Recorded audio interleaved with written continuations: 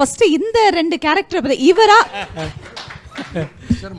Mixer அவர் வந்து அந்த comedy scene எடுக்கும்போது ஆக்சுவலாக அவர் வந்து போர்டில் இருக்க ஒரு எலக்ட்ரீஷியன்.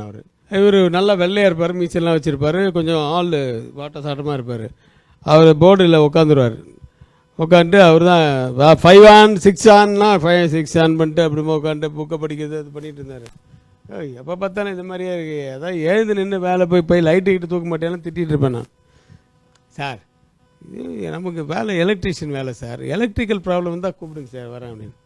சரி வச்சுக்கிறேன் ஒன்று அப்படின்ட்டு அந்த காமெடி சீன் பண்ணும்போது இது ஒரு அப்பா கேரக்டர் கொடுத்தா இனிஷியல் மேட்டர்லாம் வச்சு பண்ணலாமேன்னு சொல்லி அந்த எலக்ட்ரிஷியன் போர்டில் உட்காந்துருப்பான். அவனை கூப்பிடுவான்.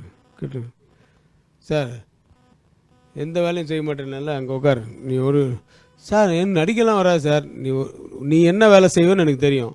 அங்கே உட்காந்து நீ பொரி சாப்பிடுவ, வேர்க்கடலை சாப்பிடுவல்ல, இங்கே உட்காந்து நீ மிக்சர் தரேன் சாப்பிட்டுனே இரு, வேறு ஒன்றும் பண்ண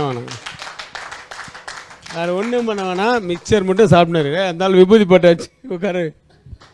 நடுவில் ஷார்ட்டையோ மிக்சர் மட்டும் ஆக்ஷன்னா நீ மிக்சர் சாப்பிட்ணும், வேறு எதுவும் பண்ணக்கூடாது, எல்லாம் அரைச்சி சாப்பிடு. அது என்னடான்னா அவர் ஃபேமஸ் ஆகி அதுக்கப்புறமா வீட்டுக்கெல்லாம் வந்துட்டார்.